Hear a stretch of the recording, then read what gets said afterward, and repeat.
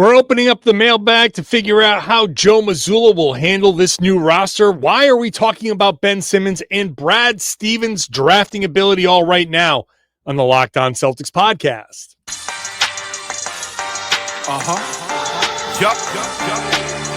Beantown, be ever ready. It's the C's. Who else could it be? What they gon' say now? Screaming like JT. Karalis recap the madness every game, every practice. Prime time, Depp and D White on the sideline. Raining J's, how it started, raising business, how we finished. Locked On Celtics pod, home of the winners. Hey there, welcome back to the Locked On Celtics podcast, right here on the Locked On Podcast Network, where it is your team every day. Every day in August means every other day. Monday, Wednesday, Friday, 3 days a week. Bonus podcast if something big happens, but still the most free podcast you're going to find here for your favorite team, the Boston Celtics. I talk about them all the time here on this podcast. I'm John Karalis. I cover the Celtics for Boston Sports Journal, and I've written a couple of books about the team. Follow this podcast, subscribe everywhere podcasts are available. The show's always free. It's always available everywhere. It's on YouTube. Get into the comment section. Share your thoughts there. Today's show is brought to you by Monarch Money. Take control of your finances with Monarch Money. Use the code LOCKEDONNBA at monarchmoney.com for 50% off your first year. It's a Mailbag Monday, which means questions get submitted to johnkaralis.com/mailbag, johnkaralis.com/mailbag. Submit your questions every Monday. I am answering them until the regular season starts. It gets a little more sporadic during the regular season because there's more to talk about and less time to just answer questions, but get your questions in there. Later on, we'll get questions about Robert Williams, Jayson Tatum's recovery, Brad Stevens drafting. Why the heck are we even talking about Ben Simmons? But before I get to this, I want to shout out, I was in the Bahamas recently. Shout out to Dr. Mendoza, listener of the podcast. Very cool to meet Celtics fans and listeners of the podcast elsewhere on vacation. So shout out Dr. Mendoza. Thanks for stopping by and saying hi. It was a good time over the John Batiste Jazz Club at Baha Mar in the Bahamas. If you have a chance to go, if you're able to go, the John Batiste Jazz Club, awesome. All right, let's get to the questions. First question here comes from Sophie, who asks, in your opinion, how is Joe Mazzulla going to handle this entirely new roster situation? He's an extremely competitive guy, but he will have to play multiple guys as new rotation pieces and deal with the inevitable losses. I can hardly imagine him doing that. This is the tough part for Joe this upcoming season. He has walked into a very ready-made championship contender at the beginning of his career as an NBA head coach. He's won a championship already. Now he kind of like backs into the slow rebuild. It's this weird kind of regression of the team, and hopefully for not too long, but ultimately the team will go into a rebuild and all of that stuff. But for now, it's this step backwards where you still have to play Jaylen and Derek and Peyton and Sam and all of those guys. And obviously, if Anthony Simons is around, he's going to have to play a lot. And if George Niang is around, he's probably going to play a bunch.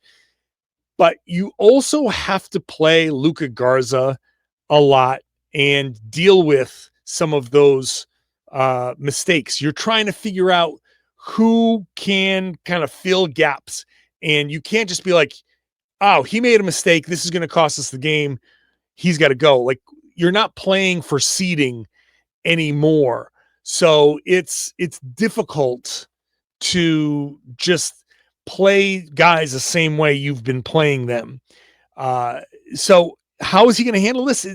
It's going to have to be tough. But look, Joe, I think, understands that different situations call for different approaches. What does success mean this year? He's very fond of saying success looks different on different nights. What does success look like for Boston? Yeah, I think his competitiveness is his greatest strength, but as people who know me know, I'm going to say your greatest strength is actually your greatest weakness. And that competitiveness, I think, is the thing that holds Joe back sometimes, because he doesn't, I think, take certain steps that he thinks might jeopardize a win. He doesn't take certain steps where I think, like in a game, might be better in the short term or in the long term, but in the short term would hurt their chances at winning. So I think there's still some of that he needs to kind of get past. And he's going to want to win every game. I think now on August 4th, the biggest, I think, obstacle for Joe is going to be this notion of, I want to show everybody that they're wrong, right? This rah, let's just prove everybody wrong and try to win, 50 games, which would be, I think, a miracle. If they win 50 games, this roster is not equipped to win 50 games.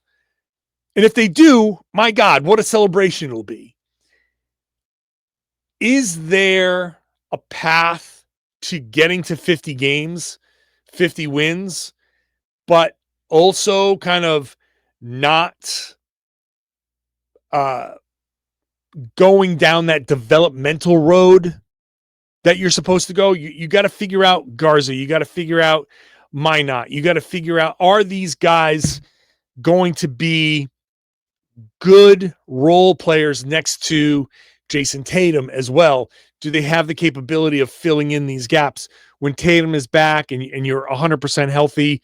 And if you have to figure that out, because you have next offseason to kind of put together a theoretical contender and have another last gasp for a year or 2 or 3 and try to contend for a championship at the tail end of the peak of Jaylen Brown, Jayson Tatum. So he's going to have to develop, evaluate, and give guys time to play through certain things. And that's going to be tough. That he's going to have to handle this situation a lot differently than he's handled other things. So good luck, Joe. Like, this is what you get paid for, right? This is why you get the big bucks. By the way, today's show is brought to you by Monarch Money. Did I say this already? Monarch Money. Take control of your finances with Monarch Money. Use code LOCKEDONNBA at monarchmoney.com for 50% off your first year. Let's get to the second question here from Doug. When will the Celtics make decisions on camp invites and final roster spots? I'm particularly curious about what their plans are regarding Charles Bassey, who I think should get a real shot to make the team. Nothing has gone out to Bassey yet. I would have thought that if he was going to get a camp invite, it would have happened by now. They have offered a bunch of the Summer League guys their Exhibit 10, Exhibit 9, Exhibit whatever contracts, the contracts that allow you to come into camp, compete for a spot, get cut, go to the G League, all of that stuff. To my knowledge, Charles Bassey has not gotten that invitation yet. Still possible. The reporting is that he is considering overseas offers, but wants to stay in the United States, which, of course, a fringe NBA guy who is getting offers from overseas is like, hey, before I go out this door, before I stamp this passport, are you sure, Boston Celtics? Are you sure somebody else? You don't want me to stick around? But look, when it comes to the Celtics center situation, yes, I think give Charles Bassey a shot. Give every big that's available out there a shot. Just, who knows? Just give them all a shot. See how they play in the preseason, whittle it down, and whatever. I don't know what the situation is with Bassey, other than it's when Brad was asked about it before Summer League, his quote of, yeah, Charles is out here, playing for what's next. That didn't seem like a guy that was interested in signing Bassey. He sounded like a guy that was doing Bassey's agent a favor. And I think that's where we have landed. I just don't. Again, I think it would be great to bring in every big possible. I'm also looking at what the Celtics are doing, how their actions. And I just, if they wanted him in camp, he would have been signed to a contract. This is a player who wants to sign a contract with the Celtics. And maybe they're waiting. Maybe they're whatever. I don't know. It's possible. You have up until camp, but you can sign anybody up until camp. There's most of the camp spots are filled. Final roster spots don't have to be decided on until, to answer the question directly, until like camp is almost like over. Camp ends, you have your final cuts, and that's it. So they have time. But as much as Bassey is, front and center on a lot of people's minds, I think the obvious statement is if the Celtics wanted him, he'd be here because he wants to sign a contract with the Celtics. So I'm assuming that he's probably just going to end up overseas. All right, when I come back, why the hell are we talking about Ben Simmons? And question about Brad Stevens' drafting ability. That is coming up next. Today's show is brought to you by Monarch Money. We've all had our financial difficulties in life. We've all had those moments where it's like, I don't think I'm managing my money right. And I've got a car that I want to buy, a house that I want to buy, something big that I want to save for. I just talked about my vacation. You want to put money aside for a while so you have money for a vacation. Monarch Money is more than a budgeting app. It's a complete financial command center. You can track all of your accounts, investments, and spending all in one place. So in addition to managing money, you're also building your wealth. So when you have subscriptions, you don't realize how many subscriptions you have. You don't realize where you spend your little $5 here, $5 there that add up to, $25, $30 a month. And it sounds like, well, over the course of a year, $400 here. That's money that could go to something else. Maybe you can manage your money a little bit better. You and your partner can combine your finances and get yourself on a solid financial track. Take control of your finances with Monarch Money. Use the code LOCKEDONNBA at monarchmoney.com for 50% off your first year. That's monarchmoney.com, code LOCKEDONNBA for half off your first year. Thank you for making Locked On Celtics your first listen every day. Go check out Locked On NBA. There's 2 podcasts on that feed, Game Night and Locked On NBA, the regular Locked On NBA show. You got Hayes and Matt Moore and Doug on the afternoons. You've got rotating hosts at night, Game Night. During the season, Game Night.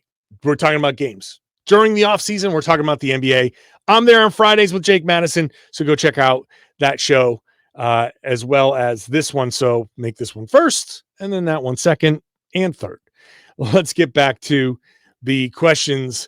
Very simple question. This comes from a person who says, I love these names that people submit. Every true fan ever. No, Ben Simmons. No, please God, no. Why are we even talking about this? I don't want him. I think I got that tone right.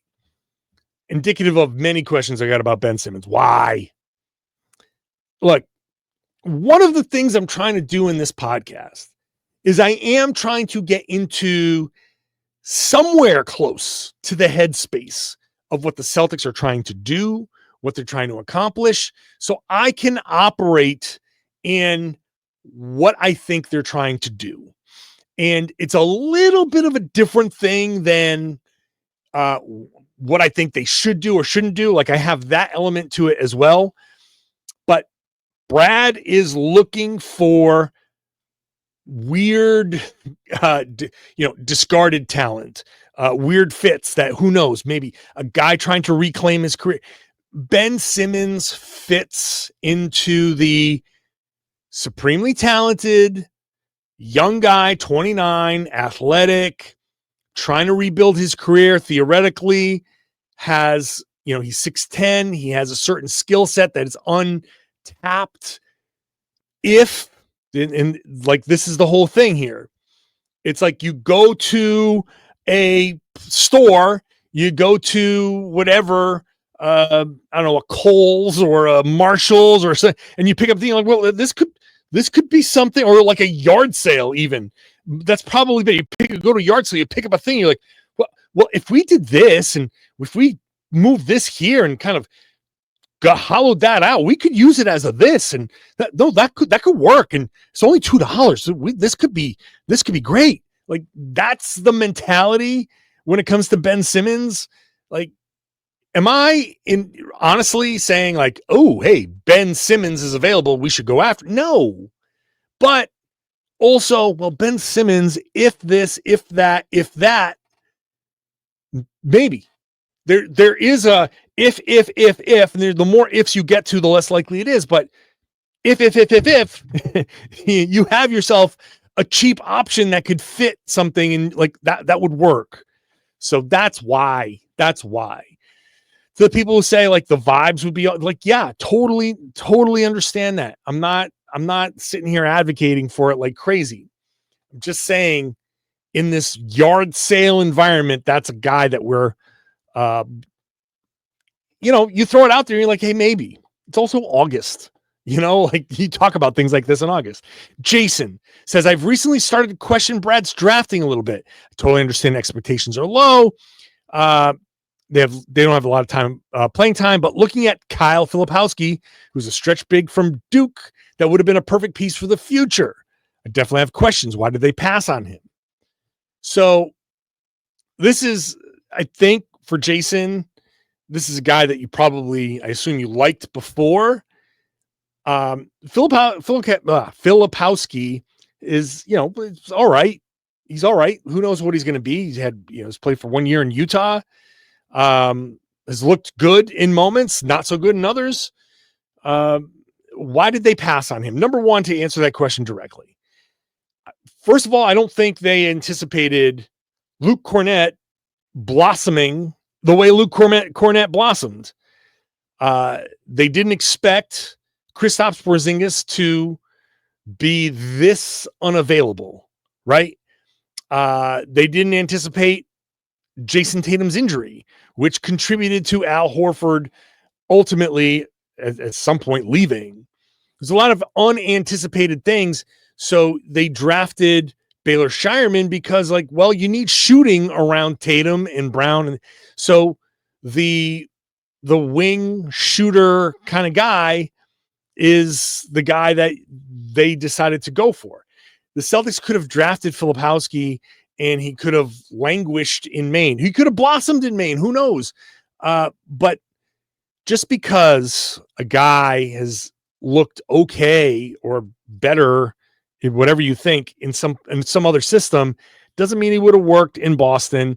And like you said, the Celtics didn't have a lot of playing time for a guy like that.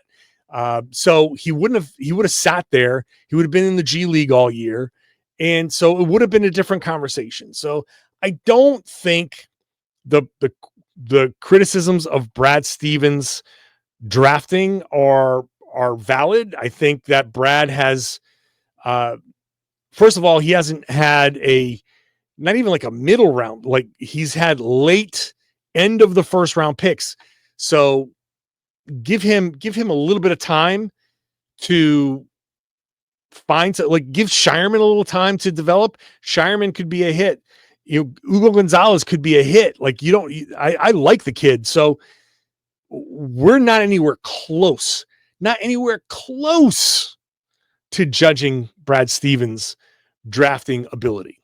Big Zerb asks, how reasonably excited should we be to see Jayson Tatum out and about without a boot on? Is this a normal time frame for this injury, Dr. Karalis? Well, yes, in my experienced medical opinion, first of all, he is in the boot some days. He is out of the boot some days. A scout that was at the Chris Paul Jordan elite camp in Las Vegas recently talked to Steve Bulpett at heavy.com, saw Jayson Tatum out of the boot at the camp, kind of walking around coaching and saying, basically, he said, I've seen guys recovering from this type of injury before, and he looks ahead of the game. So that's good. I think that he's probably healing better than most people in this situation, which, listen, my expectation is that he is going to heal faster than most guys who suffer this injury because, again, I'll repeat myself, his speed at which he had the surgery, the next morning he was already in surgery, faster than basically anybody who has this injury. The type of injury, that speed bridge, unique new thing, it's designed to recover faster. He is in his absolute athletic prime. So you normally, guys like that are also going to heal faster. And so I think he will heal faster. Will he be ready sooner? That's a different conversation. The injury itself can heal. The Achilles tendon can reconnect, scar, all of that can heal over, and the Achilles can be 100% physically ready, but then the body has to be built back up. Mentally, you have to be ready again. You have to get your cardio back. You have to trust your body again. All of that stuff. The healing process is only part of the recovery and return process. So I do think that he can heal more quickly than most people who have this injury. Now, will he be ready faster? I think there's a very linear way of thinking of saying, well, if you heal faster, you'll be ready faster, and it's totally possible. I still think he can return with NBA games left on the schedule, which would be great because then you can get to some NBA action, and that would be part of the recovery. It's not even about getting to the playoffs and, maybe they can make a run or anything. No, just I'd love to see him get out there and start getting some NBA minutes so we can start regaining the trust in his body, regaining the explosiveness and all of that stuff. A month or two of NBA basketball and then season's over, head into the offseason would be fantastic for him as part of his recovery and getting back to his normal self.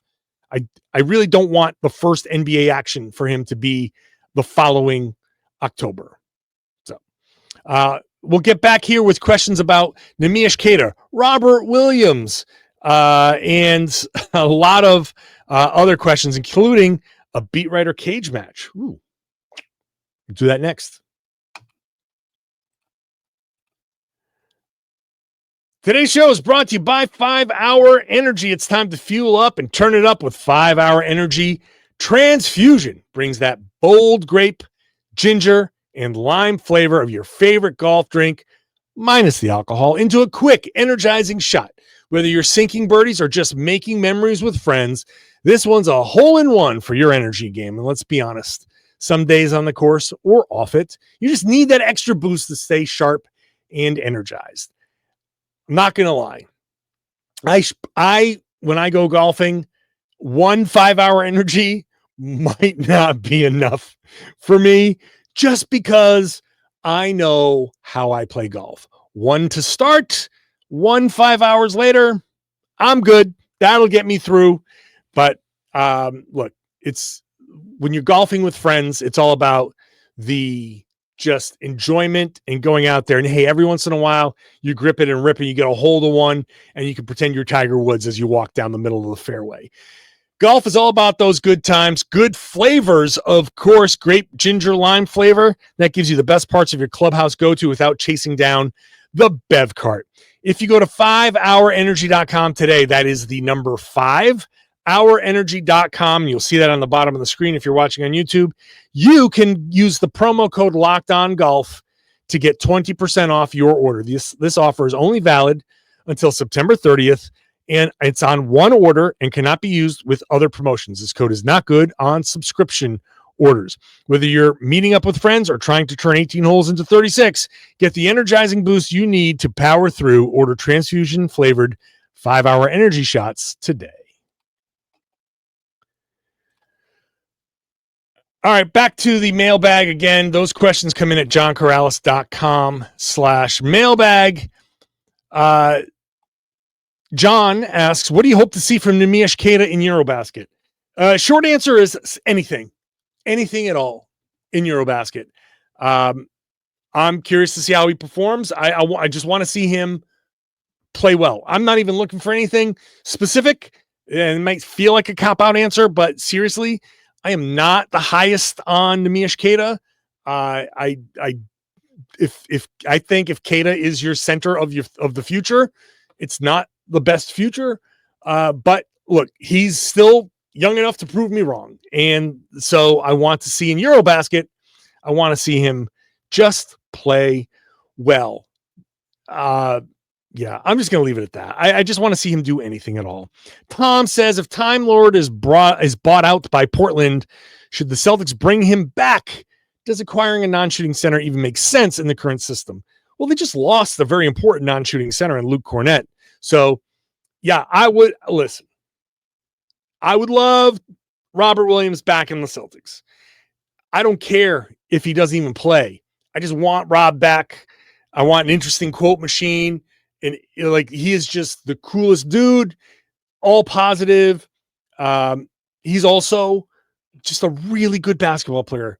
I hate the injury stuff, and everybody acknowledges the injury stuff. Man, I just want that dude back and playing basketball and talking to us. Would be so great. Now, does it make sense? Are they going to give him a spot? First of all, I don't even know if he's going to get bought out. But if he does, if he's available, I don't know. I honestly don't know that's going to be the best use of their money. I think because of the injuries, and they know exactly what he's prone to suffer. So I'd love him back. The team does not.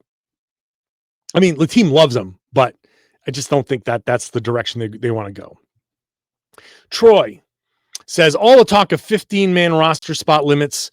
Do teams with players who have year-long injuries like Tatum and Halliburton get a free roster spot through the injured player exception? No, they do not.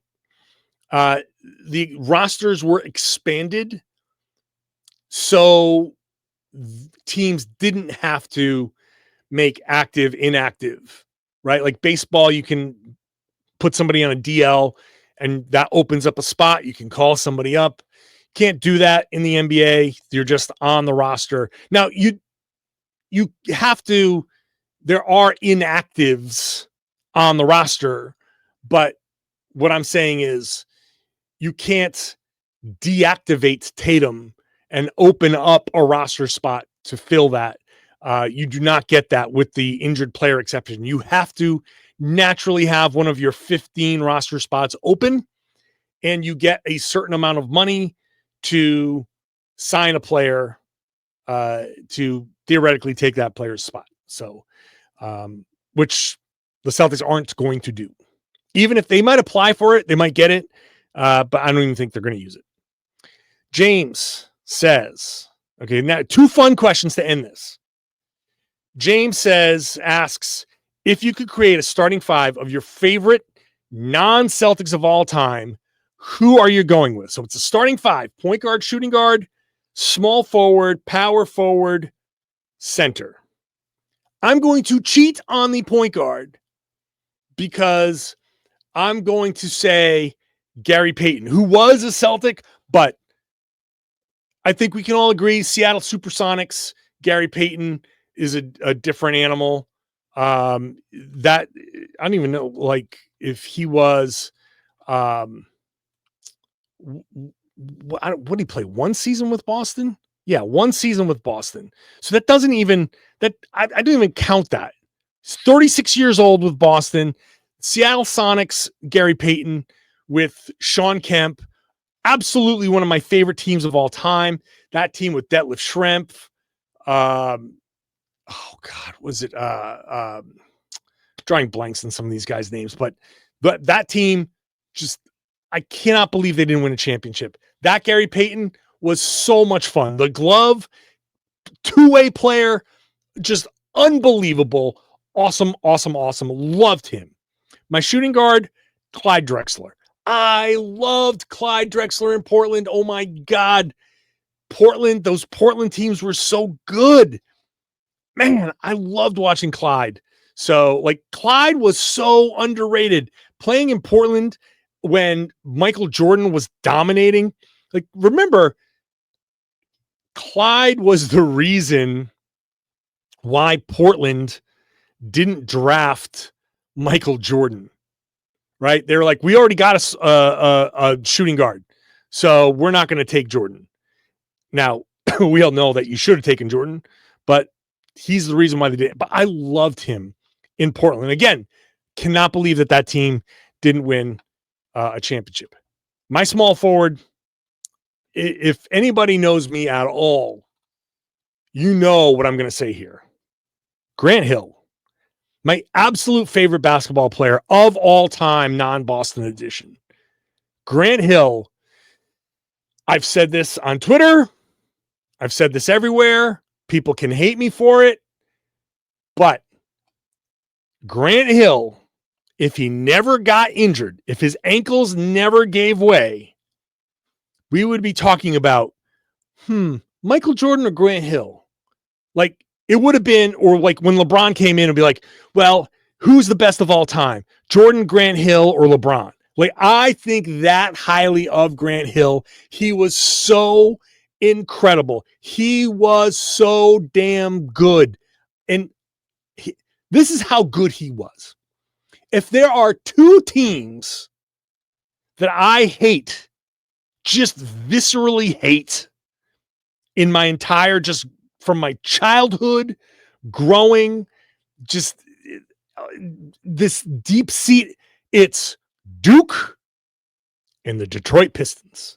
You can throw the 76ers in there too, but Duke and Detroit. And he played for both. And I still absolutely freaking love that guy. You know how good you have to be to transcend Duke hate and Detroit hate? That's how good Grant Hill was. So good. I just absolutely my favorite player of all time, non-Boston edition. Power forward, Tim Duncan. Obvious, I think. Especially since the other, I think, option, like, okay, my other option at power forward would be Charles Barkley. I did love Charles Barkley, but Tim was such a winner.